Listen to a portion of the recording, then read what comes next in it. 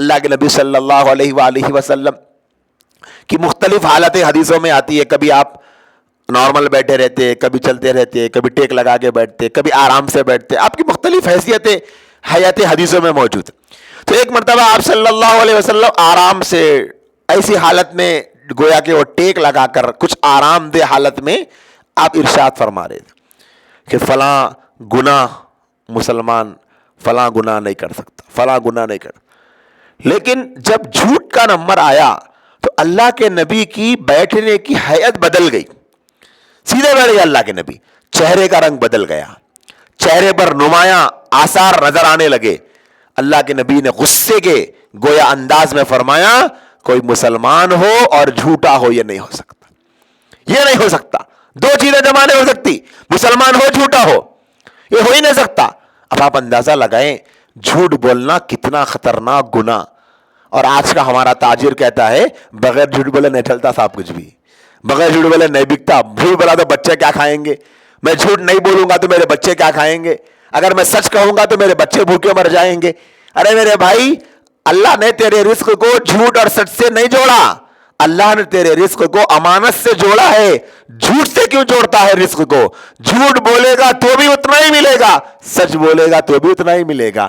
سچ بول کر وہ پالے جو نصیب میں لکھا ہے. کیوں جھوٹ بولتا ہے؟ آج کتنا ہے جھوٹ، اللہ معاف فرمائے. کہاں کہاں جھوٹ نہیں ہے. ایسے لوگ ہیں جن کے چہروں کے داڑیاں، جن کی پیشانیوں کے گٹھے، جن کی زبان کی مٹھاس، بات کرے تو ایسا دکھتا کہ پھولاں جھڑ کے گر رہی، اتنی مٹھی بات، لیکن اس میں بھی جھوٹ. آج شوہر بیوی سے جھوٹ بولتا، بیوی شوہر سے جھوٹ بول رہی، بچے ماں باپ سے جھوٹ بول رہے، ماں باپ بچوں سے جھوٹ بول رہے، بھائی بھائی سے جھوٹ بول رہا، بھائی بہن سے جھوٹ بول رہے، بہن بھائی سے جھوٹ بول رہے، استاد شاگرد سے جھوٹ بول رہا، شاگرد استاد سے جھوٹ بول رہا. مینجمنٹ والے اپنے اسٹاف سے جھوٹ بول رہے، اسٹاف مینجمنٹ سے جھوٹ بول رہا، امپلائی باس سے جھوٹ بول رہے، باس امپلائی سے جھوٹ بول رہے. ہر طرف ہر کوئی کیا سمجھ رہا، جھوٹ بول کے اپنی گاڑی آگے بڑھا لو صاحب. یہاں آگے بڑھ جا رہی، لیکن کل قیامت میں آگے نہیں بڑھے گی، وہاں بڑا مسئلہ ہو جائے گا. اسی لیے میرے بھائیوں میری بہنوں، حلال کمانا، حلال کمانے کے واسطے اپنے آپ کو پابند بنانا حلال کا، کہ حلال کے علاوہ میں کچھ نہیں کھاؤں، حرام تو میرے گھر میں آئے گا نہیں.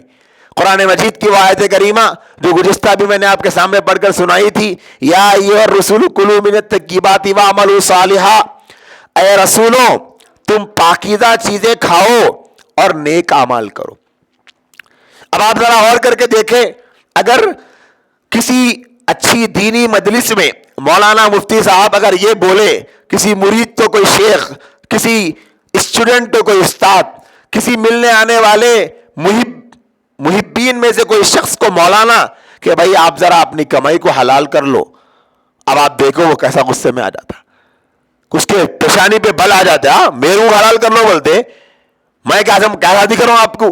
اللہ تعالیٰ انبیاء کو فرما رہے، انبیاء کو، یا ایھا الرسول کلوا من الطیبات واعملوا صالحا، اے رسولوں پاکیزہ کھاؤ، پاکیزہ.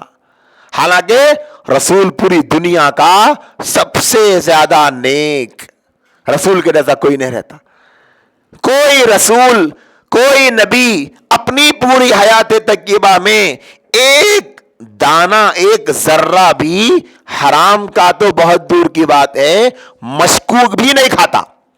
لیکن اللہ ان کو بول رہے کیا کرو، تم حلال کھاؤ، وَاعْمَلُوا صَالِحًا، اور نیک اعمال کرو. تو بعض علماء نے یہ لکھا ہے کہ عمل کی توفیق کا تعلق، عمل کی توفیق کا تعلق حلال کھانے سے، حلال کمائی سے. وہ کھانا جو حلال پیسوں سے کمایا گیا، وہ کھانے کے بعد بعض علماء یہ فرماتے ہیں کہ اس کھانے کے پاک ہونے کی وجہ سے جسم میں نور پیدا ہوتا اور وہ نور عبادتیں کراتا. اور جو کھانا حرام پیسے سے خریدا جاتا اور جو کپڑا حرام پیسوں سے خرید کے پہنا جاتا، اس کپڑے کے پہننے اور کھانے کے کھانے سے جسم میں، خون میں ظلمت پیدا ہوتی اور اس ظلمت کی وجہ سے نیکیوں کی توفیق نہیں ہوتی. آج ہر کوئی اپنا اپنا جائزہ لے کر دیکھے تو سمجھ میں آتا کہ کئی لوگ ہیں فجر کی نماز پڑھنا چاہ رہے لیکن نہیں پڑھ سک رہے.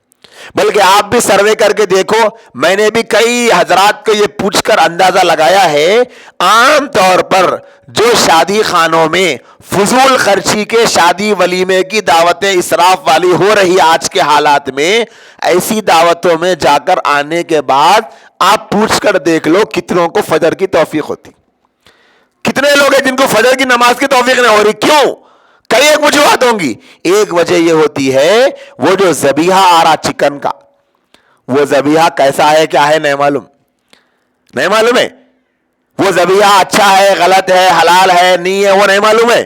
اب تو خالی چکن ہی نہیں ہے, کوسے کوسے کی جانور ہوں گے, کیا کیا کی بنا دے رہی, کوسے کوسے کی رنگا, کوسے کوسے کی کلرا, کیا حلال کیا حرام کچھ بھی نہیں معلوم. پھر وہ جو پیسے سے لایا جا رہا 1000-2000 کا تو پکوان نہیں ہے, کم سے کم 2-4 لاکھ 5 لاکھ 6 لاکھ روپے خالی شادی خانے پہ بعض جگہ 10-10 لاکھ روپے خرچہ ہو رہے. 1000 میں سے بڑی مشکل سے 10-20-50 لوگ ایسے مل جائیں جو یہ کہتے ہوں کہ مول صاحب 1 روپیہ بھی سود کا لائے بغیر میں دعوت کرا, بلکہ ایک تو بھی مل 10-20-50 بھی مل گئے تو مشکل ہے. کیوں؟ پیسہ جس کے پاس ہے انہوں بھی وچ کر رہے. کیا ہے صاحب پیسہ تو ہے بھائی, لون کا آفر آیا تھا اپنے کو بینک سے, لون دیتے دیتے بول کے بول رہے تھے اپنے کیا کرنا ہے, شادی ہے پھر مہینے میں بچے کی کس کی بھی ضرورت تو ہے نہیں, آ رہے تو کہیں کو چھوڑنا, لے لیے 10 لاکھ روپے, وہی 10 لاکھ روپے یہاں پھرا دیے دعوت میں, معلوم ہی نہیں ہے. حالانکہ وہ نے سنا تھا بھی, اللہ کا شکر ہے بھائی, اللہ کا شکر کس پہ کر رہا ہوں, حرام مال لے کے, اللہ کا شکر ہے 10 لاکھ روپے سود کے مل گئے میرے کو, لون مل گیا, بول کے مسئلہ حل ہو گیا, اللہ کا شکر ہے. ارے کم بخت اللہ کا شکر کس پہ ہے؟ ارے اللہ کا مالک کا لاکھ ایسا نہیں, اللہ کی مدد آ گئی کہتے. ارے اللہ کی مدد حرام طریقے سے آتی, اللہ کی مدد نہیں تھی, وہ عذاب ہے عذاب. ہم جان بوجھ کے اس کو لیے, شادی ہو یا ولیمہ ہو, شو پٹ اپ کرنا, دکھاوا کرنا, ریاکاری کرنا, 10-10 12-12 15 ڈشاں بنا کر لوگ نہیں بھی کھائے تو چکو چکو بول کے زبردستی گویا ایک ماحول بنا دینا, یہ ضروری اور فرض اور واجب نہیں ہے. حلال پیسے کھانا, حلال کا کھلانا یہ ضروری. کچھ فکر ہی نہیں, خیال ہی نہیں, بس جا رہے کھا لے رہے آ رہے. ارے کون ہے صاحب دعوت کرنے والے؟ ارے نہیں بہت خاص ہے. کیا خاص ہے؟ خاص کا مطلب ارے بہت نمازی نہ کو دیکھو, نمازی رہو یا مت رہو کوئی حرج کی بات نہیں ہے. بے نمازی کا کھانا حرام ہے بلکہ کہیں بھی لکھے ہوا نہیں ہے, لیکن سود خور کا کھانا یہ گناہ ہے, یہ لکھے ہوا ہے. ایک جگہ تو ایک بہت بڑے مفتی اور بہت بڑے فقیہ گزرے ہیں, اس سے کسی نے پوچھا کہ حضرت پہلی صف میں اگر نماز نہ ملے تو اس کی بھرپائی کیا ہے, پہلی صف میں نماز مسجد میں. انہوں نے کہا کہ دیکھو مسجد میں پہلی صف کی نماز مل رہی یا نہیں مل رہی, اس کے بارے میں سوچنے سے زیادہ یہ سوچو کہ تمہاری کمائی حلال ہے یا نہیں ہے. اگر تمہاری کمائی حلال ہے, مسجد کی آخری صف میں نماز پڑھ کر بھی تم اللہ کے ولی بن سکتے. اگر کمائی حرام ہے تو پہلی صف میں امام کے پیچھے مؤذن کے بازو ہر نماز پڑھ کر بھی تم اللہ کی نگاہ میں دھتکارے ہوئے. کیوں؟ تمہاری کمائی حرام کی. تو آج کمائیوں کا دیکھنے کا مزاج ختم ہو جا رہا میرے دوستوں, اس بارے میں خاص توجہ کی ضرورت ہے.